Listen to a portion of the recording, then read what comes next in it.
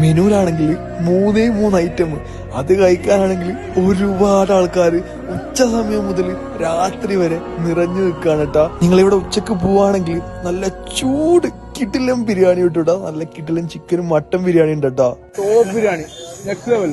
നിങ്ങള് ഇവിടുന്ന് ബിരിയാണി കഴിച്ചു നോക്കിയാ നിങ്ങള് സ്ഥിരം വന്ന് കഴിച്ചു നോക്കുന്ന ഞാൻ പറയുള്ളൂ. അത്രക്കും അടിപൊളിയാണ് കേട്ടാ. നിങ്ങള് ഫ്രണ്ട്സ് ആയിട്ട് പോവാൻ നോക്കുന്നുണ്ടെങ്കിൽ ഈ സാധനം എന്തായാലും ഓർഡർ ചെയ്തോട്ടാ. നല്ല മസാല ഷവായും അതേപോലെ തന്നെ നല്ല കിടിലൻ കബ്സ റൈസ്, അതിലേക്ക് കുറച്ച് ടൊമാറ്റോ ചട്നിയും അവരുടെ സ്പെഷ്യൽ സാലഡും മയണൈസും ഒക്കെ മിക്സ് ആക്കി കഴിക്കണം.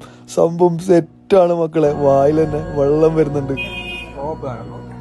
ഇനിയിപ്പോ നിങ്ങൾക്ക് ബ്രോസ്റ്റഡ് ചിക്കൻ ഒക്കെ കഴിക്കാൻ തോന്നിയാ ഇതൊന്നും മിസ്സാക്കല്ലേ. നോക്കിയേ, ബ്രോസ്റ്റഡിന്റെ മുകളിലേക്ക് മസാല ഇഞ്ചക്ട് ചെയ്യുന്ന കണ്ടില്ലേ? ഓ മോന സീന്. ഇത്തിരി മസാല ഫിൽ ആയിട്ടുള്ള ബ്രോസ്റ്റഡ് ചിക്കൻ നിങ്ങൾക്ക് എവിടെ കിട്ടും? ബാംഗ്ലൂരിൽ നല്ല സ്പൈസി ബ്രോസ്റ്റഡ് ചിക്കനും അതിന്റെ കൂടെ കുൽച്ചയും അതിന്റെ കൂടെ ഫ്രഞ്ച് ഫ്രൈസ് ആകുമ്പോൾ സംഭവം സെറ്റാണ്. കമ്മനള്ളിയിൽ കിട്ടാവുന്നതിൽ വെച്ച് ഏറ്റവും ബെസ്റ്റ് ആയിട്ടുള്ള ഒരു ഫ്രൈഡ് ചിക്കൻ ആണ്, അല്ല ബ്രോസ്റ്റഡ് ചിക്കൻ ആണ് കേട്ടാ.